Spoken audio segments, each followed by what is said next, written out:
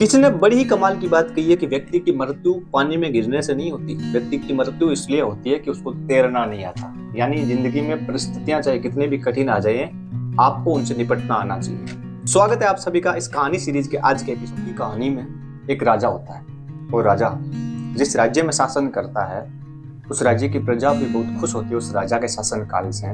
लेकिन राजा में एक कमी होती है, राजा दिव्यांग होता है, उसकी एक आंख नहीं होती है, एक पैर कटा हुआ होता है।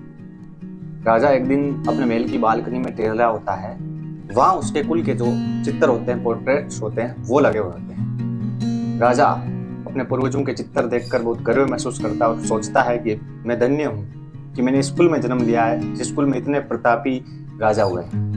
राजा धीरे धीरे आगे बढ़ता है और वहां एक जगह खाली देखता है और उस जगह को देखकर राजा उदास हो जाता है, क्योंकि राजा को पता होता है कि मेरे मरने के बाद मेरा चित्र यहाँ लगेगा। और राजा सोचता है कि बाकी जो भी पूर्वज थे, मेरे दादा परदादा, सब एकदम हट्टे कट्टे प्रतापी थे, लेकिन मैं एक आंख नहीं है, मेरे एक पैर नहीं है, यहाँ बहुत भद्दा लगूंगा।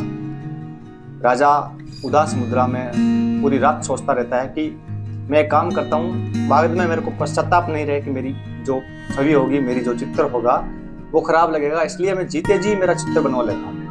राजा सुबह नगर में ऐलान करवा देते हैं कि सभी चित्रकारों को कल आना है और मेरा सबसे अच्छा चित्र बनाना है। लेकिन कोई चित्रकार हिम्मत नहीं कर पाता है। सबको पता है कि राजा के एक आंख नहीं है, एक पैर नहीं है और चित्र भद्दा ही बनेगा। अगर चित्र भद्दा बनेगा तो राजा दंड भी दे सकता है। उसी नगर का एक नया लड़का दरबार में आता है और राजा को बोलता है कि राजा जी, आप मुझे 24 घंटे का टाइम दीजिए, मैं आपके लिए चित्र बनाऊंगा।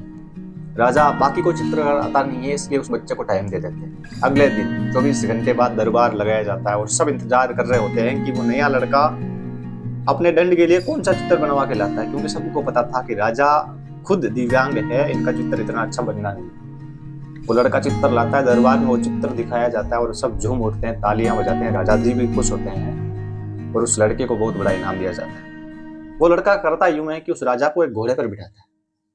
घोड़े पर बिठा था तो घोड़े के चित्र में एक साइड का पैर दूसरी साइड रह जाता है, इसलिए वो दिखाई नहीं देता है। और घोड़े पर बिठाकर राजा को एक धनुधर, एक तीरंदाज के रूप में दिखाया गया है। तीरंदाज जब तीर छोड़ता है तब एक आंख बंद करता है, तो राजा की जो आंख फूटी हुई थी वो बंद हो जाती है उस चित्र में और चित्र बड़ा ही शानदार दिखाई देता है। बाकी जो चित्र लगे हुए थे उन सबसे अच्छा चित्र दिखाई देता है। कहानी की शुरुआत में आपको बताया था कि व्यक्ति इस बात से नहीं मरता कि वो पानी में गिरा है, व्यक्ति इस बात से मरता है कि उसको तैरना नहीं आता।